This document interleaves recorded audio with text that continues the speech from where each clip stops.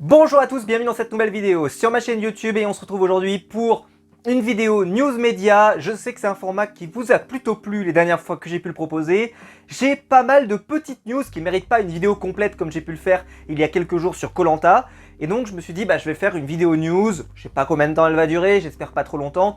On va revenir sur quelques émissions, soit que j'ai déjà chroniqué ou que je peux chroniquer sur la chaîne YouTube et dans lequel j'aurai quelques petites infos à vous apporter. Je précise tout de suite qu'il n'y aura pas dans cette vidéo une analyse de Les Traîtres ou de Pékin Express parce qu'en fait j'attends juste la date d'annonce du programme et dans ce cas là je ferai une vidéo spéciale sur le casting des Traîtres, ça c'est quasiment sûr et confirmé. Donc j'attends juste d'avoir la date et comme ça je pourrai vous la sortir et je ferai une vidéo dédiée, elle sera peut-être pas très longue mais au moins ce sera une vidéo dédiée au retour des Traîtres. Mais ça ne sera pas dans cette vidéo. On va parler de pas mal de programmes, vous allez voir pas mal de choses, des choses qui n'ont rien à voir les unes avec les autres, comme d'habitude. Évidemment, vous aurez dans la description ici le timecode pour aller aux news qui vous intéressent. Donc s'il y a des news qui vous intéressent un petit peu moins, vous pouvez passer ou sinon vous restez avec moi et puis je vous accompagne tout simplement dans votre vie, tout simplement dans votre journée. Voilà, on va passer maintenant à la première news. On commence donc avec la première news et n'hésitez pas, évidemment, si la vidéo vous plaît, à la liker, à vous abonner, à la partager. On est en route pour les 20 000 abonnés, ça se rapproche de jour en jour, donc n'hésitez pas à nous rejoindre, évidemment, enfin me rejoindre, et à faire de cette chaîne une chaîne qui a 20 000 abonnés. Je compte sur vous, comme d'habitude, si évidemment la chaîne vous plaît, évidemment. Alors, première news quand même assez importante, pour moi en tout cas, c'est l'arrêt de l'émission Objectif Top Chef. Alors, pour info, donc il y a eu une conférence de presse, enfin une conférence média on va dire pour M6 et puis TF1 en a fait une également, etc. C'était un peu la période là pour communiquer sur les projets de cet été et également de la rentrée. Et on a eu donc, je pense que c'était donc d'après Guillaume Charles, le directeur général des programmes de M6. Pour info, je m'inspire d'articles aujourd'hui qui viennent du site Pure Média, comme souvent dans ces vidéos. Donc je pense qu'on était peut-être au bout de l'histoire, ça arrive. Ça ne veut pas dire que cela ne reviendra jamais. Et en tous les cas, on continue dans cette ligne-là. Alors, ça veut dire que, pour info, donc le programme qui était animé par Philippe Etchebest, dans lequel il jugeait des jeunes cuisiniers qui pouvaient intégrer le programme aux côtés de cuisiniers plus confirmés, c'est un peu la fin d'une période qu'on avait eue quand même dans Top Chef et qui remonte depuis très longtemps, ou même à l'époque, pour ceux qui se souviennent, le gagnant de, comment s'appelle ça, Un dîner presque parfait sur M6, donc par exemple il y a eu Grégory par exemple, qui intégrait l'émission Top Chef. Donc c'est quelque chose qui est assez lointain, qui permettait à des gens, voilà, parmi l'ensemble, qui parfois faisaient pas toujours un gros parcours, on va pas se mentir, mais c'est pas grave.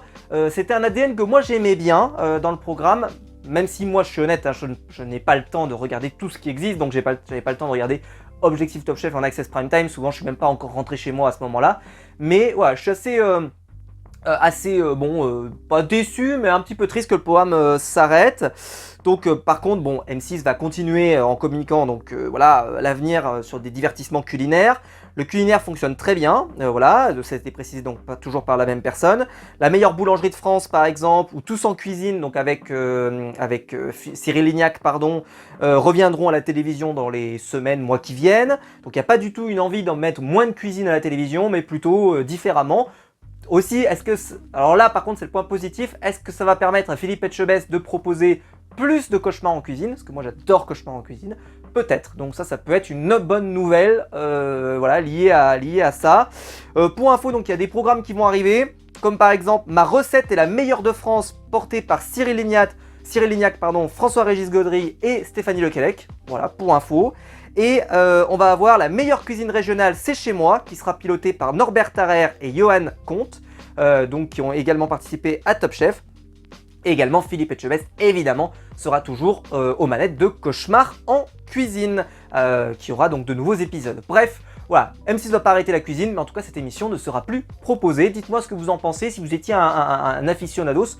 Moi je suis content que l'émission de la boulangerie continue, parce que même si j'ai pas le temps pareil de regarder, je trouve que c'est plutôt très cool, quand on sait à quel point une excellente baguette, ça fait tout. Donc voilà, je suis très content que l'émission soit proposée, encore, et puis Cauchemar en cuisine aussi. Je vous en ai fait une vidéo d'ailleurs, j'ai fait une review du dernier épisode de Cauchemar en cuisine, si vous voulez la voir. Peut-être que si j'oublie pas, je vous la mettrai en fiche. Vous pouvez aller la trouver sur la chaîne, évidemment. On se retrouve maintenant pour la deuxième news. Deuxième petite news, mais là qui est déjà passée, puisque hier soir, c'était le grand retour de la marque Fort Boyard, marque estivale par excellence, qui redémarrait sur France 2. Alors, quand même, information importante, l'audience a pas été très bonne. C'est l'un des pires démarrages de Fort Boyard. La seule saison qui a fait moins bien, c'est une saison qui était avec des anonymes, c'est pour vous dire. Donc là, vraiment, ça n'a pas marché. Alors, il faut le dire aussi, le contexte n'est pas facile. Ils étaient face à un match de football de l'Euro, qui a plutôt intéressé les gens, parce que je crois que c'était Italie contre Suisse. Donc, plutôt sympa, à mon avis, plutôt des grosses affiches avec des pays assez connus et assez appréciés. Donc, je sais pas que si c'était des pays peut-être moins populaires, peut-être que ça aurait moins... attention, on ne dénigre pas des pays, hein, c'est juste pour dire que c'est quand même des grosses équipes. Plutôt en tout cas du côté italien, d'ailleurs ils n'ont pas gagné. Donc ça aussi, ça a pas mal joué probablement. Et donc voilà, l'audience n'a pas été bonne. Je pense que ça va être compliqué cette année. C'est vrai qu'avec les créneaux qu'il y a, alors ils vont faire une pause au moment des Jeux Olympiques. Mais là, c'est vrai qu'avec l'Euro, ça risque parfois d'être un peu compliqué pour proposer des matchs, Fort Boyard face à des matchs qui peuvent être parfois extrêmement populaires. Mais je voulais vous parler plutôt d'une news. Alors, donc pas évidemment, donc le programme n'a pas changé. Évidemment, bon, il y a eu des modifications, des nouvelles règles, etc., etc. Je vais pas rentrer dans le détail ici parce que franchement, je pense que toutes ces subtilités m'échappent un tout petit peu. Mais il y a quand même une grosse news. Alors évidemment, il y a le retour de Blanche, hein, voilà, qui est toujours là, hein, évidemment. Delphine Mesmiser, dans mon cœur, vitam aeternam, cette femme est sublime. Cette femme est la plus belle femme de France. On n'est pas ouverte au débat, il n'y a pas d'ouverture. Non, non, c'est comme ça. C'est comme ça, c'est officiel, c'est marqué, c'est la plus belle Miss France qu'on a jamais eue. Qu'est-ce qu'elle est belle, incroyable. Bref, oui, je suis assez fan. Mais je voulais vous parler évidemment de la grosse news, la grosse nouveauté, c'est le fait que Passepartout et Passe-Muraille peuvent désormais parler. Alors attention, ils parlaient, hein, c'était des gens qui parlaient de base, mais dans le programme, ils n'ont jamais parlé. Ils faisaient simplement, ils se déplaçaient, ils faisaient des mouvements de doigts, etc., etc. Et certaines associations ont trouvé ça un poil cringe, pas trop génial, etc. Bon, je me souviens pas non plus avoir entendu La Boule, par exemple, parler. Bon, il est décédé hein, depuis, hein, mais c'était pas non plus... Enfin, je sais pas, moi ça faisait pas bizarre. Pareil pour Felindra, tête de tigre, elle a jamais ouvert, je crois, un mot. En tout cas, je crois que j'ai jamais entendu parler. Pareil pour les maîtres, vous savez, les maîtres avec les têtes de chat, là, on les a jamais entendu parler. Mais là, eux, il semblerait que c'était discriminatoire. Alors bon, moi, je m'en fous, c'est pas grave. C'est juste que je suis pas certain véritablement que l'enjeu était là. Surtout que globalement, c'était des personnages qui sont, et c'est toujours hein, des personnages qui sont appréciés. J'espère que ça va pas peut-être les rendre moins appréciables parce que là, en fait, ils leur ont donné un gros impact dans le jeu quand même malgré tout. Donc, Passepartout pourra aider les candidats à 2 reprises par émission, tandis que Passe-Muraille, lui, va les affronter. Donc est-ce que ça va pas peut-être les rendre moins sympathiques? C'est possible aussi. Alors après, je peux pas me rendre compte à quel point les gens trouvaient ça pas bien ou bien. Dites-moi vous dans les commentaires si ça vous a toujours un peu choqué ou pas. Mais moi personnellement, pas tellement. Mais bon, c'est mon avis, voilà. Et pour info, Willy Rovelli est toujours dans le programme, évidemment, et a relancé son restaurant gastronomique de l'enfer, voilà. Mais dites-moi vous si ça vous a... Déjà si vous l'avez regardé, si ça vous a plu, cette nouvelle façon, est-ce que ça vous a... Est-ce qu'en vrai, une fois qu'ils ont parlé la première fois, après derrière, on s'en fout quoi, c'est-à-dire que ça passe et puis on s'en rend même plus compte et après, plus ça va avancer, plus ça va... On va se dire, mais en vrai, pourquoi ils parlaient pas avant, tu vois? Mais est-ce que vraiment c'est quelque chose qui ont apporté quelque chose au programme ou pas? Dites-le dans les commentaires, ça m'intéresse. Mais je suis pas sûr que ça apporte grand-chose, mais on verra. En tout cas, ils ont des pouvoirs ou en tout cas des aptitudes intéressantes dans le programme, à voir si ça dénature pas leur rôle qui était jusque-là très bienveillant, vraiment, voilà, qui animait un peu le fort, qui est quand même très vide, hein, c'est un gros monument assez vide, donc voilà, bon, j'en sais rien. Dites-moi ça dans les commentaires. Nouvelle news qui vient des conférences, comme je l'ai expliqué, de TF1, ils ont annoncé un nouveau programme présenté par Denis Brognard qui s'appelle Gladiators, voilà, ok, très intéressant. Donc c'est un jeu culte des années 90 diffusé au Royaume-Uni et aux États-Unis, que évidemment on ne connaît pas. On va voir débarquer ça en France. Donc il s'agit donc, comme je l'ai dit, d'un jeu culte et on a eu quelques infos sur le concept. Donc pour info, ce sont des anonymes plutôt sportifs, voilà, qui vont affronter de super humains, les gladiateurs, au cours de challenges XXL dans une immense arène pouvant accueillir jusqu'à 1500 personnes. Alors juste une question, qu'est-ce qu'ils appellent anonyme? Parce que est-ce que c'est comme dans Ninja Warrior? Ninja Warrior, il n'y a pas forcément vraiment de célébrité, mais il y a eu Thibaut InShape, il y a eu les mecs de Bodytime, etc. Donc peut-être que si vous êtes youtubeur, vous pouvez peut-être participer. J'en sais rien, je pose la question, je ne sais pas, j'ai pas l'info. Donc voilà, donc dans une immense arène qui peut accueillir 1500 personnes, ça m'a beaucoup fait penser comme ça là, juste sur le principe, un peu dans l'idée avec une grande arène, avec du public, un truc un peu feel good, sympa, avec des petits affrontements machin. Ça m'a fait penser évidemment à Interville. Alors évidemment il n'y a plus la vachette, etc. Hein, c'est plus trop l'époque, mais ça peut être sympa parce que c'est une proposition qui est plus vraiment proposée, tu vois, ces trucs hyper festifs. Alors il y a Ninja Warrior, mais Ninja Warrior c'est, je sais pas, Ninja Warrior, le mec il est tout seul, et il s'affronte tout seul, et il n'y a pas ce côté, ouais, t'as un mec qui affronte un autre mec, etc. C'est pas pareil. Là, potentiellement, ça peut être intéressant, ça peut créer une dynamique assez sympa. Donc pour information, la chaîne a expliqué, pour nous c'est quelque chose d'extrêmement intéressant, qui s'intègre parfaitement dans la ligne éditoriale de TF1, qui est de mettre en avant des valeurs familiales avec des gladiateurs. Très bien. De rassembler tous les publics et de divertir et d'offrir un grand spectacle. Donc Fabrice Bailly, hein, le directeur qui travaille pour TF1. Et alors là, bon, la surprise, entre guillemets, hein, pas pour moi, hein, c'est qui va incarner ce programme. C'est Denis Brognard, donc présentateur de Koh-Lanta et de Ninja Warrior. On se souvient hein, qu'il y a quelques temps, un certain pseudo-journaliste média est en train de nous dire qu'en gros Denis Brognard était plutôt en d'autres santé sur TF1, qu'ils étaient en train de vouloir l'éliminer, on va le dire comme ça. Je vais être moins vulgaire de Koh-Lanta, etc., etc. Et au final, là, on lui propose un nouveau programme. Si vraiment il était persona non grata, bah non, on lui aurait pas proposé. Donc encore une fois, hein, voilà, encore une information tout à fait pas du tout de qualité comme d'habitude. Et il est accompagné de Hélène Manarino, et qui est celle qui présente Sécantelou. Alors voilà, c'est la nouvelle présentatrice de Sécantelou. La nouvelle, ça fait un moment, hein.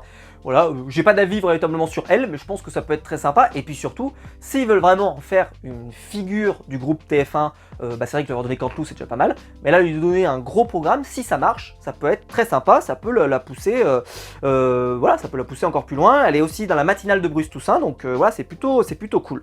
Donc voilà. Moi je suis très content pour Denis qui récupère un nouveau programme, puisque je crois que Ninja Warrior est un peu en pause en ce moment. Donc c'est peut-être aussi le programme qui va remplacer Ninja Warrior pour le moment. Ils vont peut-être le laisser de côté pour le ramener plus tard, parce qu'on sait que les programmes reviennent, ils font des pauses, ils reviennent, etc. Donc laissons le temps. En tout cas, voilà, ça va être, je pense que ça peut être très sympa, ça peut être des divertissements cool, parce que, bah, comme je vous l'ai dit, regardez quand vous voyez ça, c'est des sportifs qui vont s'affronter dans des super-humains, des gladiateurs, dans des challenges XXL. Je sais pas ce que ça va être, mais ça peut être très fun, ça peut être marrant. Comme je l'ai dit, franchement, si ça peut avoir un côté un peu Interville, ça peut être très cool, mais avec un peu plus le côté épique, avec une belle ambiance, avec voilà, ça peut être sympa. Donc on verra ce que ça donne évidemment sur pièce. Mais moi, je suis plutôt client. Dites-moi ce que vous pensez de l'émission Gladiators. J'adore Spartacus en plus. Ouais. C'est le premier qui rentre avec comme ça le signe de Spartacus qui rentre. C'est trop. News pour les passionnés de Koh-Lanta, une émission qui est très appréciée et qui est souvent citée d'ailleurs. Alors moi j'aime pas trop parce que personnellement j'aime bien le côté survie, mais moi c'est surtout ce que j'aime, c'est le jeu. Vous l'avez compris quand je parle de Pékin Express, quand je parle des traîtres, quand je parle de Koh-Lanta, même potentiellement quand je parle de Top Chef, où je vous parle justement souvent de la demi-finale avec le côté ils choisissent leurs plats pour les mettre en difficulté, etc. Ce que j'aime c'est le jeu, la boîte noire, machin, etc. Bref, peu importe le jeu auquel je regarde, le divertissement, ce que j'aime c'est le jeu. Et là, en fait, on a enlevé la partie jeu d'une émission très connue, en tout cas sur M6, qui s'appelle The Island. Donc c'était présenté par Mike Horn, et l'idée c'était d'envoyer des gens sur une île dans laquelle ils ont strictement rien, et il faut se débrouiller. Mais il n'y a pas d'enjeu, c'est juste voilà, une émission de survie, un peu comme faisait Bear Grylls, etc. Voilà, des trucs comme ça, mais là avec des gens qui viennent un peu tout horizon, etc. Et là justement, eh bien, ils vont proposer un The Island célébrité, voilà. Toujours quand même assez important. Donc pour information, ça a déjà eu lieu en 2018. Toujours avec Mike Horn, avec notamment il y avait eu Liam, Stomy Bugsy, etc. Brahim Zaïba. Bon bref, j'avais pas regardé moi honnêtement parce que c'est pas forcément ma cam. Et donc 6 ans plus tard, donc M6 va relancer son programme sous le titre de The Island, l'île du bagne. En ce moment c'est vraiment la passion entre la tribu maudite, machin, etc. Là c'est l'île du bagne. Donc toujours produit par Endemol avec 10 nouvelles célébrités, mais surtout un nouvel animateur qui s'appelle donc expert en survie Louri Lag. Alors je pense qu'il n'est pas connu. C'est pas grave parce que Mike Horn, personnellement, je ne le connaissais pas avant qu'il présente le programme, donc c'est pas grave. Et M6, c'est leur grande force, hein. C'est d'aller chercher des mecs pas connus. Philippe Etchebest, tu vois, certainement, il avait une notoriété dans son domaine, mais il n'était pas connu. D'un coup, il arrive à la télé, ça cartonne, etc., etc. Pareil pour Cyril Lignac, pareil pour plein de gens, Stéphane Plaza, il y a plein de gens, Valérie Damido, etc. C'est vraiment leur gros point fort, c'est de sortir des gens qu'on n'imaginait pas, qui viennent de trucs qu'on comprend pas, et d'un coup ils deviennent animateurs. Donc ça se trouve peut-être qu'on a un futur très grand animateur en puissance, on n'en sait rien. Moi, je me suis dit, ça se trouve, ils vont nous sortir Stéphane Rothenberg, comme toujours. Mais non, c'est pas Stéphane, il a déjà beaucoup de choses à faire. Donc, ils voulaient une nouvelle incarnation après Mike Horn, et ils voulaient pas vraiment le même type d'aventurier, donc ils ont rencontré Louis Lag il y a quelques années. Donc il a une histoire personnelle qui fait qu'il vit l'aventure, l'expédition, le dépassement de soi de façon assez différente de ses pairs. On a eu un vrai coup de cœur quand on s'est rencontrés, il raconte une histoire différente. Voilà, donc a évoqué le directeur des programmes, Guillaume Ledan. Alors, donc, Lourilag, pour information, fera l'accompagnement en amont, sur place, et il interviendra, parce que vous verrez, il y aura des rebondissements dans le programme. Toujours des rebondissements. Et en deuxième partie de soirée, il va expliquer ce qui se passe, pourquoi les candidats n'agissent pas bien, et comment il aurait pu agir. Il va donner énormément de conseils, et une collaboration qui va s'inscrire dans le long terme, puisque la chaîne dévoile également que 2 documentaires avec lui vont arriver sur la chaîne. Donc ça veut dire que, en tout cas, pour eux, ils sont assez satisfaits, ils sont contents. D'ailleurs, je ne pensais pas à ça, mais il y a aussi Destination X aussi, qui avait eu un animateur comme ça qui est sorti un peu de nulle part. Alors, plus connu évidemment, mais pareil qu'on n'imaginait pas. Bon, qu'est-ce qu'on en pense comme ça sur le papier? Moi, comme je vous l'ai dit, c'est pas ma cam, c'est pas mon genre de programme. Mais je sais qu'il y avait des gens qui étaient assez fans. Donc là, je pense qu'en plus, on l'a arrêté depuis un certain temps, tu vois. Donc ça permet probablement d'avoir une certaine hype, une certaine curiosité. Ce qui va dépendre, c'est peut-être le casting. Et est-ce que ce casting de célébrité va plaire? J'en sais rien. Alors moi, je l'ai trouvé plutôt assez ouvert. C'est-à-dire, il y a vraiment de tout. Donc je pense que ça peut plaire à beaucoup de gens. Donc pour info, il y a Nathalie Marquet qui avait participé au Traître. Je me suis dit, tiens, peut-être qu'ils vont mettre avec son fils qui était venu, etc. Mais non, pas du tout. Vous avez Patrick Puydebas, j'espère que je le prononce correctement. Donc c'est le comédien, donc Nicolas dans Hélène et les garçons et les mystères de l'amour. Voilà, alors là, bon, je crois que j'arrive à voir à peu près qui c'est. Daniela Capone, qui est l'épouse de Nico Capone, qui est une influenceuse. Probablement qu'elle influence des gens, mais je ne la connais pas. Ouais, je sais, c'est comme ça. Je viens d'un univers parallèle. Hein. Moi, il y a plein de gens qui sont des influenceurs extrêmement connus que je ne connais pas. Delphine Westphizer. Delphine va se retrouver sur une île. Elle sera la plus belle femme qu'on a jamais vue sur une île. Déjà, je peux vous l'annoncer, hein, objectivement. Ah, l'objectivité, vous me connaissez. Voilà, donc évidemment, Miss France, évidemment, vous la connaissez. Lucie Berthaud, là c'est intéressant, évidemment vous la connaissez aussi si vous suivez la chaîne puisque c'est une ancienne candidate de Koh-Lanta qui est également maintenant reconvertie en chroniqueuse, commentatrice de MMA puisque c'était son métier avant parce qu'elle était boxeuse et pratiquante de MMA. Je crois qu'elle l'est toujours d'ailleurs, je crois qu'elle fait toujours des combats mais elle est beaucoup plus en intervenante d'après ce que j'ai vu récemment mais probablement qu'elle fait aussi toujours des combats.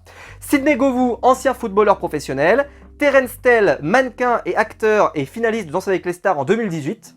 Pareil, pas forcément extrêmement connu parce que je ne regarde pas Danser avec les stars de mon côté, mais tout à fait sympathique. Pierre-Ambroise Boss, qui est athlète, champion du monde du 800 mètres, et ça lui je connais.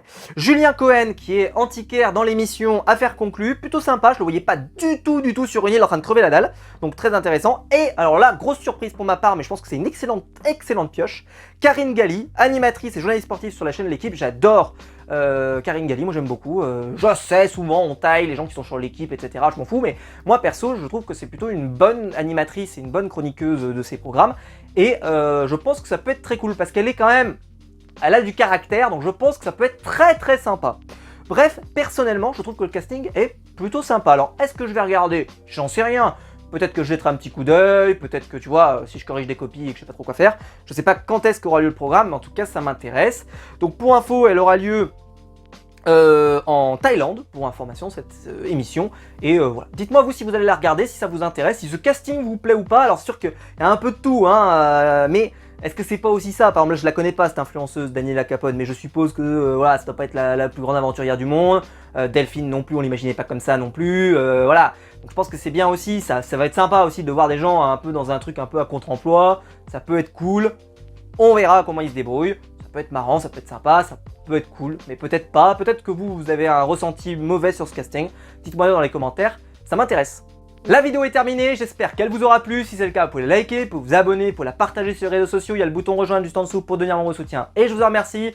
N'hésitez pas à commenter cette vidéo, je suppose qu'elle sera commentée, donc n'hésitez pas. On se retrouve nous très vite pour des nouvelles vidéos sur ma chaîne YouTube. Ciao!